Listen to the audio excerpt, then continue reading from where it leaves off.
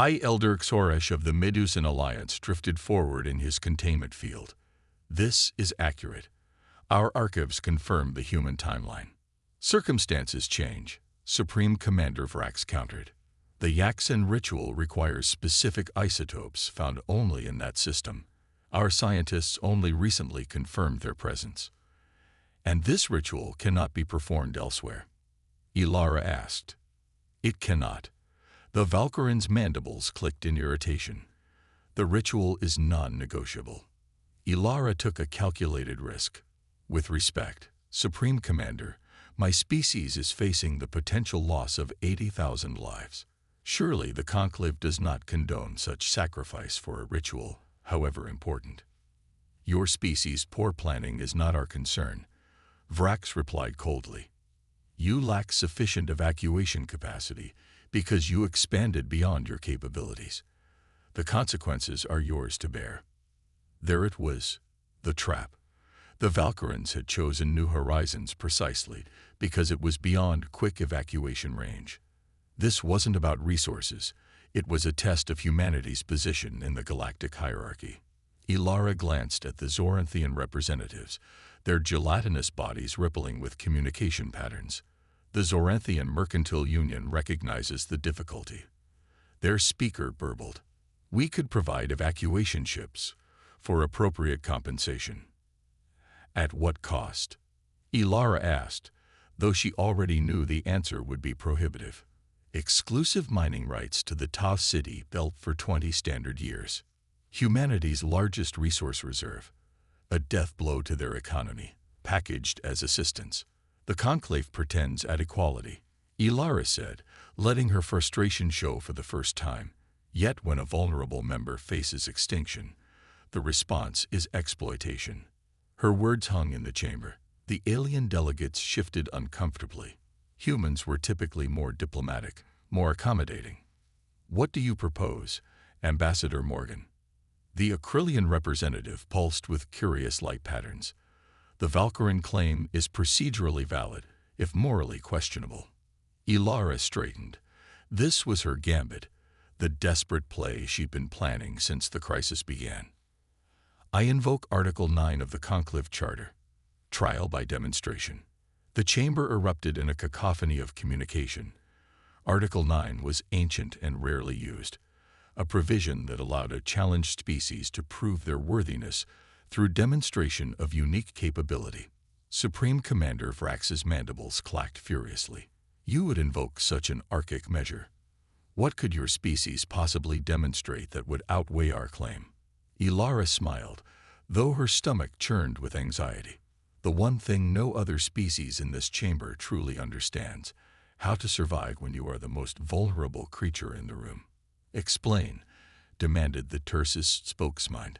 The Valkyrin can survive in vacuum for 30 minutes. The Acrylians exist primarily as energy. The Tursus can hibernate for centuries. The Medusans endure pressures that would crush my ship to atoms. The Raxians regenerate entire limbs.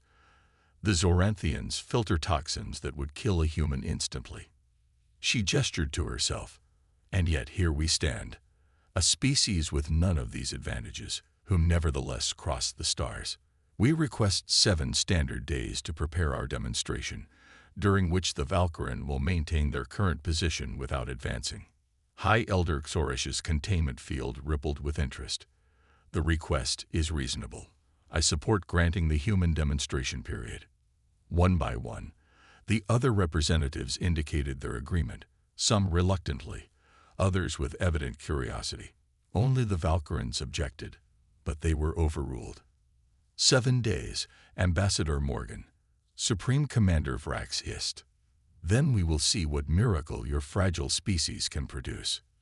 As the session adjourned, Thomas hurried to Ilara's side. That was incredibly risky. What exactly are you planning to demonstrate?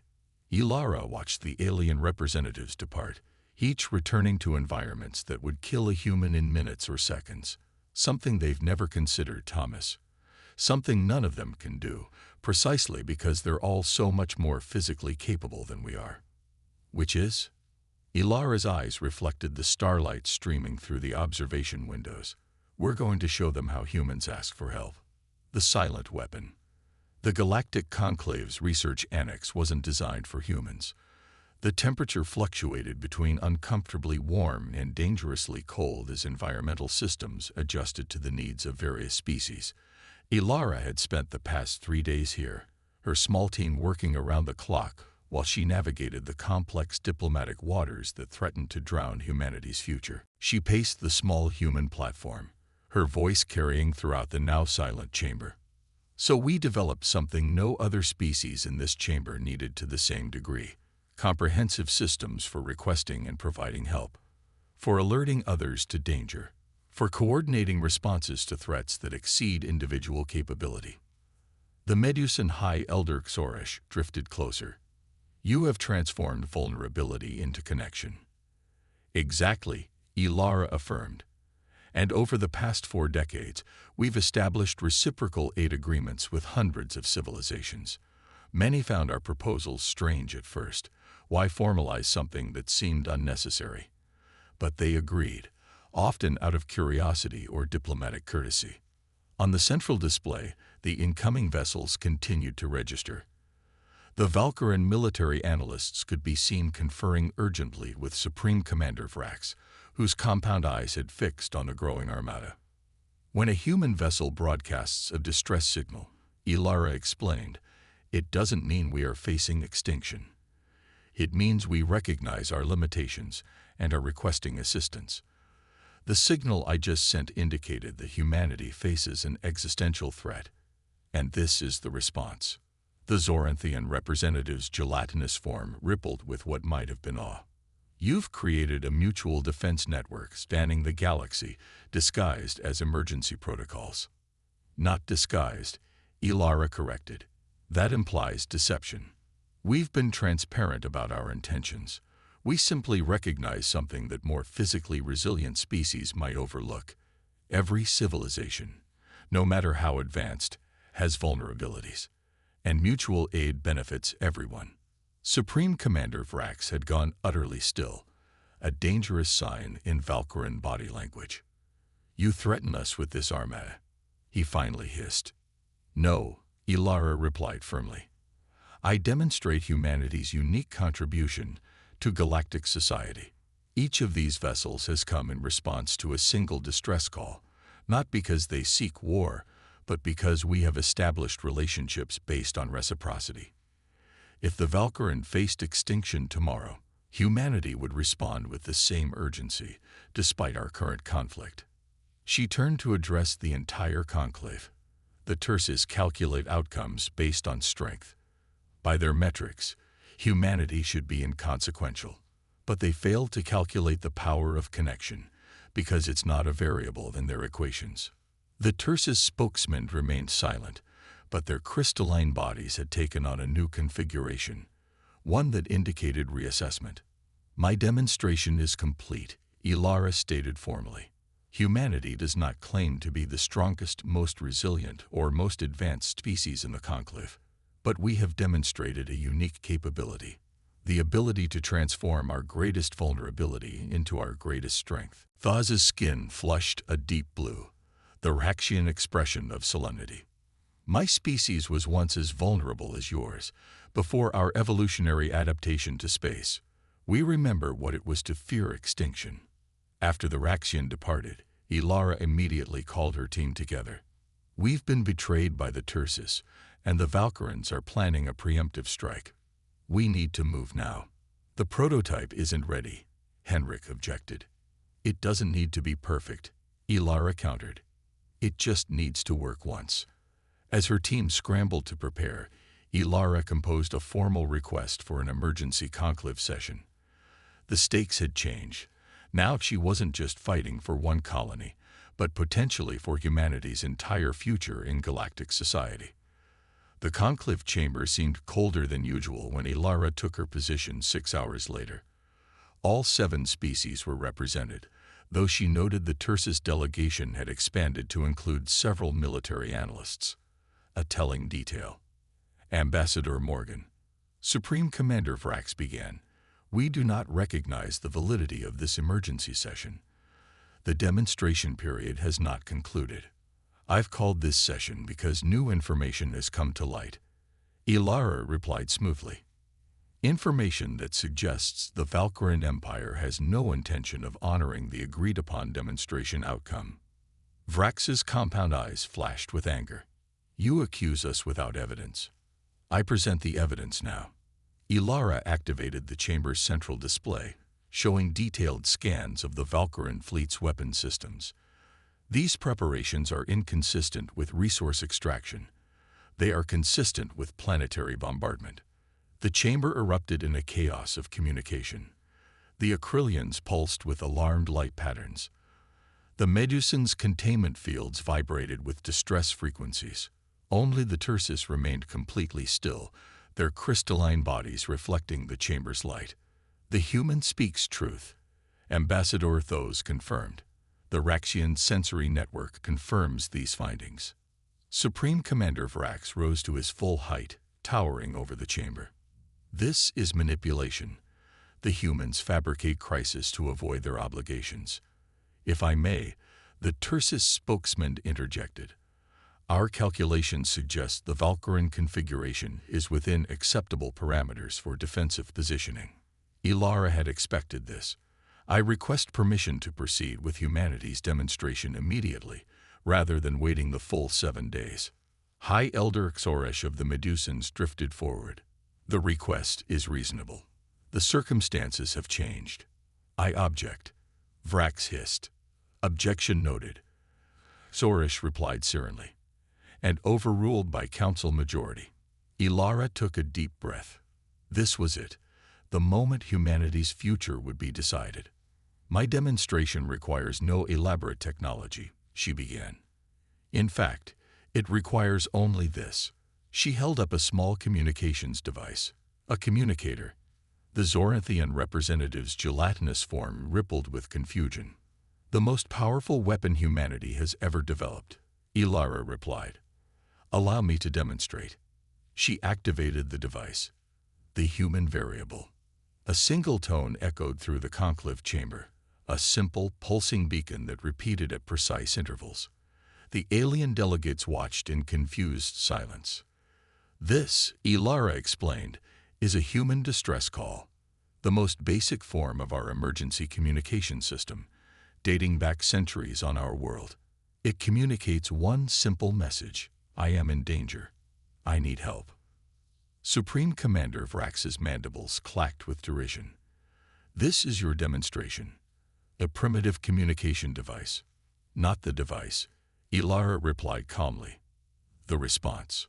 She gestured toward the massive viewports that lined the conclave chamber. Outside, in the void of space, pinpoints of light had begun to appear. The distinctive warp signatures of incoming ships. Not dozens, but hundreds, then thousands. Impossible, the Tursus spokesman transmitted. Our sensors detect vessels from 47 distinct non-human civilizations approaching at maximum speed. Most are not conclave members. Ilara nodded. That is correct. For the past 40 years, since our admission to the galactic community, humanity has been establishing what we call emergency response protocols with every civilization we encounter, not just conclave members. The chamber fell silent as the implications became clear. Outside, the armada continued to grow. You must understand, Ilara continued, that humans evolved on a world where individual survival often depended on group assistance. We lack the physical resilience of the Valkyrian, the energy transformation of the Acrylians, the regenerative abilities of the Raxians. When a human faces danger alone, death is often the outcome. Ambassador, you need to see this. Dr. Ivan Kagar gestured toward a holographic display where alien script scrolled endlessly. As Earth's foremost xenolinguist, Kagawa had been instrumental in deciphering the nuances of interspecies communication. I've been analyzing historical emergency transmissions from all conclave species. And, Ilara asked, accepting a stimulant tablet from Thomas. Sleep was a luxury she couldn't afford, not with 4 days remaining before humanity's demonstration. The pattern is clear, Kagawa said, expanding a section of data. Every species has a fundamentally different concept of what constitutes an emergency worthy of broadcasting distress signals. Thomas frowned. How is that relevant to our situation? It's the key to everything, Ilara replied, beginning to understand Kagawa's discovery. Continue, Doctor. The Valkyrans, for example, have only sent 17 distress signals in the past century, all for catastrophic military defeats or environmental disasters that threatened entire populations. The Acrylians broadcast only when facing complete energy dissipation. The Tursus when their data integrity is compromised. Ilara nodded.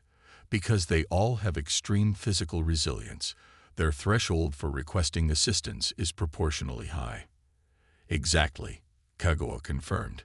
By contrast, human history is filled with distress protocols, emergency procedures, early warning systems, all designed to prevent disaster rather than respond to it. Ilara turned to the observation window, watching a Medusan vessel dock with the station. Nearly the size of a small moon, the ship could survive a direct journey through a star's corona. Its inhabitants experienced the universe through such different senses that many concepts humans took for granted, like individual identity, were foreign to them. We need to accelerate the timeline, she announced, turning back to her team.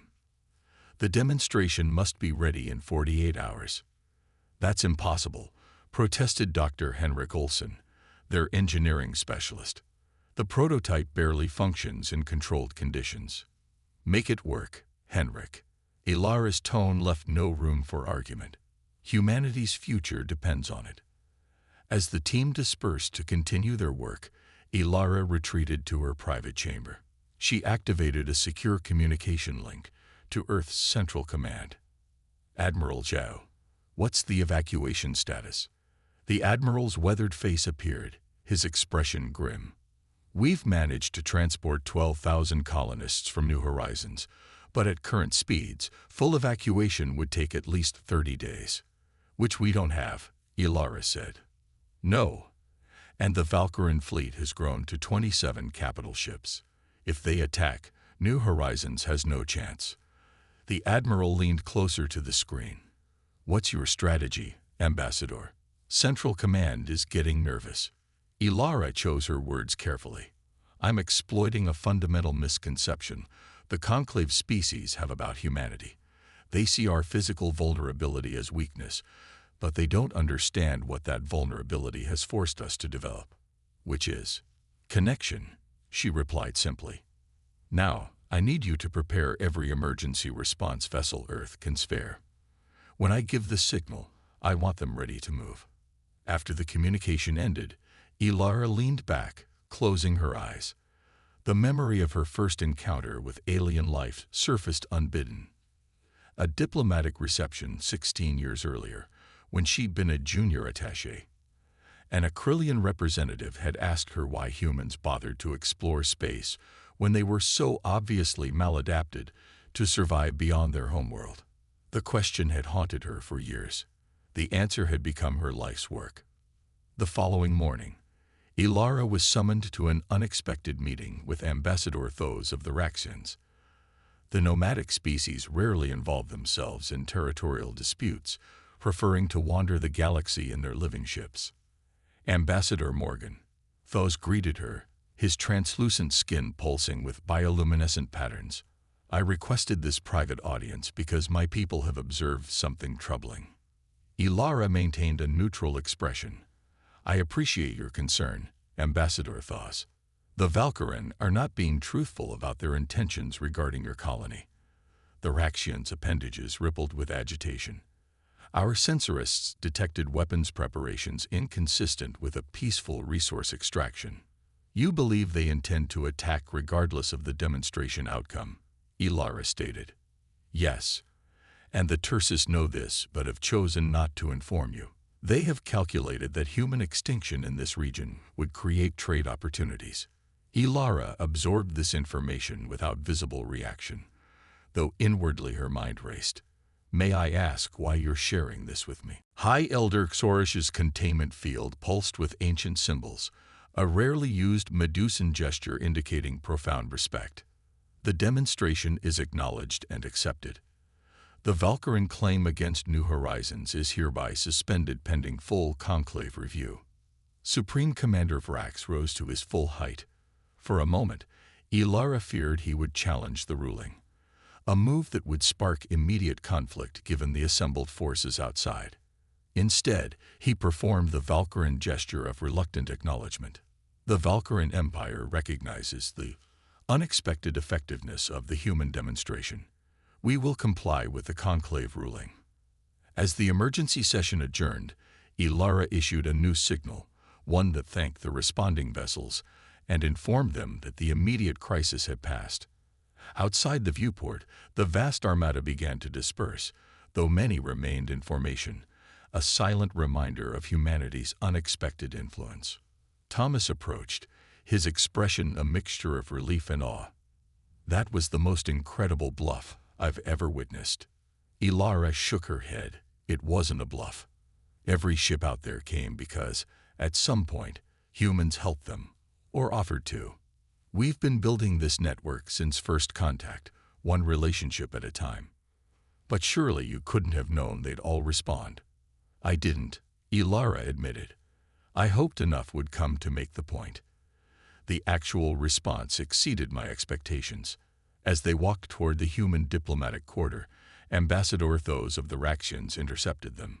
"A remarkable demonstration," Ambassador Morgan, the Raxian said, skin flushing with admiration patterns. "You have given the conclave much to consider." "Thank you for your warning," Ilara replied. "Without it, things might have ended differently." Thos's appendages formed the gesture of connection, a rarely offered Raxian honor. "My people have voted to establish permanent emergency response protocols with humanity. We believe there is much we can learn from your approach." After the Raxian departed, Thomas looked at Ilara with newfound respect. "You know this changes everything, right? The power dynamics of the entire conclave." Ilara gazed out at the stars, thinking of New Horizons and the colonists who would now live to see another day. "That was always the plan, Thomas. Physical strength and technological advancement aren't the only forms of power. Sometimes the strongest position comes from acknowledging your vulnerabilities and helping others recognize their own." 3 months later, the Galactic Conclave ratified the Morgan Protocols, a comprehensive framework for interspecies emergency response. The initiative, spearheaded by humanity, but quickly embraced by all conclave members, established standardized distress signals, response obligations, and resource-sharing agreements. In an unprecedented move, the Valkyrian Empire became one of the protocol's strongest advocates after a solar flare damaged their homeworld's atmosphere, an emergency that brought immediate assistance from 12 former rivals, including humanity. As Ilara stood on the observation deck watching the signing ceremony, Admiral Geo joined her. "You've transformed galactic politics," he said quietly, "not through military strength or technological superiority, but by institutionalizing something humans have always understood. Sometimes, the most powerful words in any language are simply, 'I need help.'" Ilara smiled, watching representatives from across the galaxy formalize connections that would save countless lives in the centuries to come. "We're still the most physically vulnerable species in the conclave, Admiral. That hasn't changed." "No," he agreed. "But now, that's our greatest strength." The diplomat's gambit. Ambassador Ilara Morgan stood at the observation window of the Galactic Conclave Station, watching the swirling nebula that served as the backdrop to the most important diplomatic hub in charted space. The massive structure orbited no particular world, deliberately positioned at the gravitational center of 7 major species territories, a neutral ground, a place of supposed equality. Ilara sighed, her breath briefly fogging the transparent metal. Equality was a pleasant fiction maintained for diplomatic purposes. In reality, humanity's position in the conclave was tenuous at best. As the newest species admitted, barely 40 Earth years since first contact, humans were still regarded as curiosities rather than equals by the established powers. Ambassador Morgan, the emergency session begins in 10 minutes. Her aide, Thomas Chen, had approached silently, a datapad clutched in his hand. The Valkyrian delegation is already demanding sanctions. Ilara turned, straightening the simple gray uniform that marked her as Earth's highest representative. Of course they are. When a predator smells blood, it attacks. That's not a diplomatic assessment, Thomas cautioned. Not for public consumption, certainly. Ilara smiled thinly, but accurate nonetheless. The crisis had erupted 3 days earlier. Humanity's farthest colony, New Horizons, had detected massive energy signatures at the edge of their system. The Valkyrian Empire, a militaristic species resembling Earth's extinct mantises, but standing 3 meters tall, claimed the system contained resources vital to their religious rituals. Their ultimatum was simple: evacuate or be removed. The problem: New Horizons was home to 80,000 colonists, and Earth had no vessels capable of evacuating them before the Valkyrian deadline. Not even close. As they walked toward the conclave chamber, Ilara mentally reviewed what she knew of the major players. The Valkyrian Empire, aggressive, territorial, but technically bound by conclave treaties. The Acrylian Confederation, energy beings who viewed physical bodies as temporary vessels, largely unconcerned with territorial disputes. The Tursis Collective, silicon-based hive minds who valued data and predictability above all else. The Medusan Alliance, ancient and patient gas giant dwellers who could survive in almost any environment. The Raxians, nomadic and neutral. The Zoranthians, master traders who sought everything through the lens of exchange. And then humans, the fragile newcomers with their pitifully limited environmental tolerances, physical vulnerabilities, and minimal territory. They're all present, Thomas whispered as they approached the massive doors. Full attendance. That was unusual. Minor disputes rarely attracted all 7 council species. Something else was happening here, something beyond a simple territorial squabble. The chamber doors parted, revealing a cavernous room with a circular arrangement of 7 massive platforms, each designed to accommodate the unique physiological needs of its species. The human platform was noticeably the smallest and simplest, just a raised dais with modest seating. The Valkyrian, by contrast, sat upon an intricate arrangement of perches and atmospheric modulators that cast an eerie red glow. Supreme Commander Vrax of the Valkyrian inclined his massive head as Ilara took her position. 6 compound eyes tracked her movement with predatory focus. The human arrives. His voice reverberated through the chamber. Now we may proceed with formalizing their surrender of the disputed territory. Ilara kept her face carefully neutral, though her heart hammered against her ribs. I was unaware that was the purpose of this emergency session, Supreme Commander. My understanding was that we would be discussing the Valkyrian Empire's violation of Conclave Treaty 27B, which prohibits territorial claims against established colonies. A ripple of communication passed between the Tursis representatives, their crystalline bodies catching the light. Technicality noted, their spokesman transmitted. The colony's establishment date falls within the disputed period.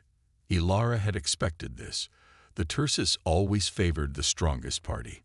They calculated outcomes with cold precision. If I may address the council, she said, activating the holographic display in the center of the chamber. New Horizons was established 16 standard years ago, following all proper notification protocols. The Valkyrian Empire registered no objections during the mandatory 2-year waiting period.